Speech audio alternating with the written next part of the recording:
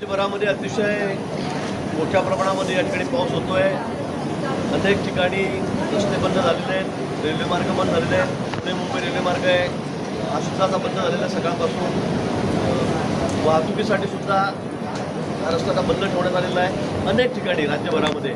पण त्यातच मुंबई असेल, पुणे असेल, पालघर असेल, रायगड असेल, या ठिकाणी मुसळधार पाऊस सुरू आहे आणि त्यामुळे वाहतूक ही विस्कळीत झालेली आहेत. आज सगळ्या शाळांना सुट्टी दिली गेलेली आहे. विशेष करून मुंबई असेल, पुणे असेल, ज्या ज्या भागामध्ये अतिवृष्टी आहे त्या भागात सगळ्या शाळा बंद ठेवण्यात झालेल्या आहेत. त्या जिल्हाधिकाऱ्यांनी, जिल्हा प्रशासनाने तशा सूचना त्या ठिकाणी दिलेल्या आहेत. मुंबईमध्ये सुद्धा आज मुंबईमध्ये 12 वाजता या ठिकाणी माननीय मुख्यमंत्री महोदयांनी मंत्रालयामध्ये डिझास्टर मॅनेजमेंटच्या ऑफिसमध्ये बैठक बोलवलेली आहे. त्या बैठकीमध्ये त्या ठिकाणी चर्चा होऊन पुढचे निर्णय घेतले जातील. पण आज मुंबईमध्ये मी सगळ्यांना विनंती करणार आहे, कुणी पर्यटन करू नका, बाहेर पडू नका, अजिबात पडू नका. थोड्याच वेळामध्ये आम्ही जाहीर करणार आहोत, ऑफिसेस बंद ठेवणार आहोत, शाळा कॉलेज बंद आहेत. पण फिरण्यासाठी, कारण की कालही पाहिलं परवा एवढी गर्दी आहे सगळी बाहेर फिरणाऱ्यांची, कृपया घराबाहेर पडू नका. आज वाऱ्याचा वेग जो काल 50 ते 60 होता, आज जवळपास तो 70 ते 90च्या स्पीडने आहे.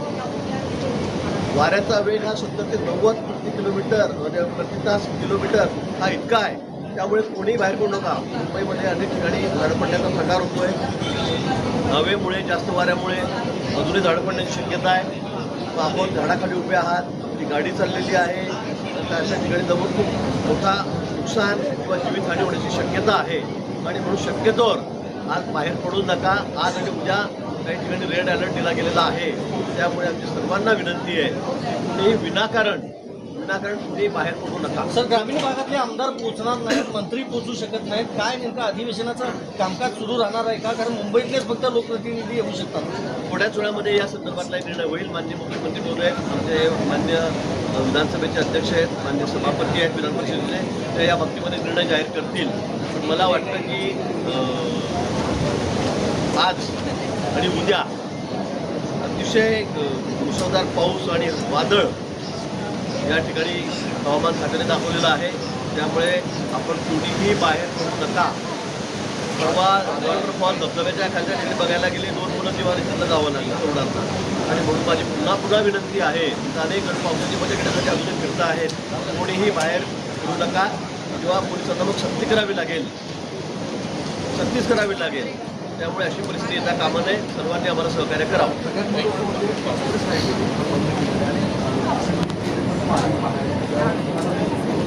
दरड कोसळलेली मला वाटतं ही नैसर्गिक आपत्ती आहे.